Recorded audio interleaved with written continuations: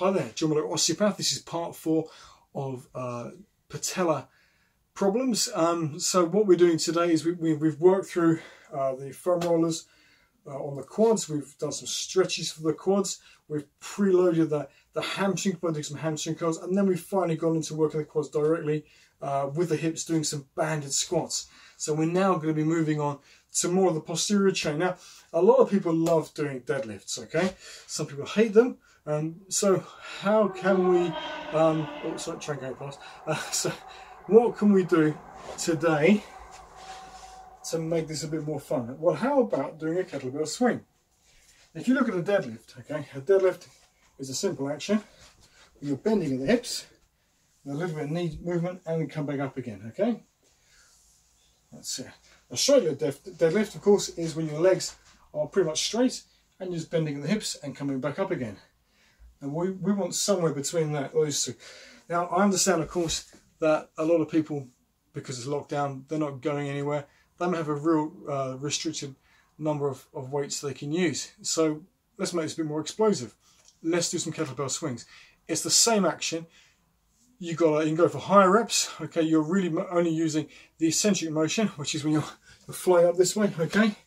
And as it comes down, you're just letting it just drop, okay? So you can do more repetitions, you can get your heart rate going, so it's a good cardiovascular exercise as well as a way to work those hamstrings.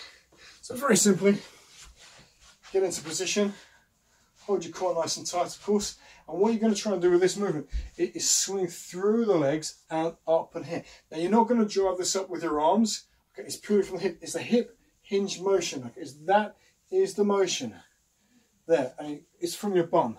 So think about your bum doing all the work, and the hamstrings, of course, work with the glutes together to drive that up. If you bend the knee a little bit when you're doing this, you are putting more work into your glutes. The straighter your legs, the more your hamstrings. We want a combination of both, but you've got to do it by feel. So see what works for you. But whenever you do this, don't bend your back. Don't let your back bend like this. You're going to hurt your lower back, okay? So simply come down here. First of all, set yourself up to swing the weight here a little bit if you can. And then drive up through the legs and not using the arms at all. Trying to keep your head relatively upright. I've got a bit of a bend in my knees as I do this, very similar to a Romanian deadlift.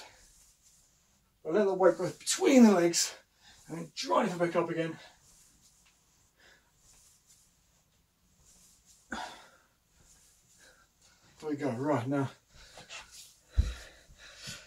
Use a weight that you feel happy with. You may want to start with a lighter weight and work your way up. My weight's got up to 12 kilograms. That's not a huge amount of weight, but you know what? Sometimes that's enough. If you're, say, pumping up to as many as 50 or 100 kettlebell swings, I would say 12 kilograms is probably sufficient unless you're a really big guy. But yeah, see how you get on with those, and see you in the next video.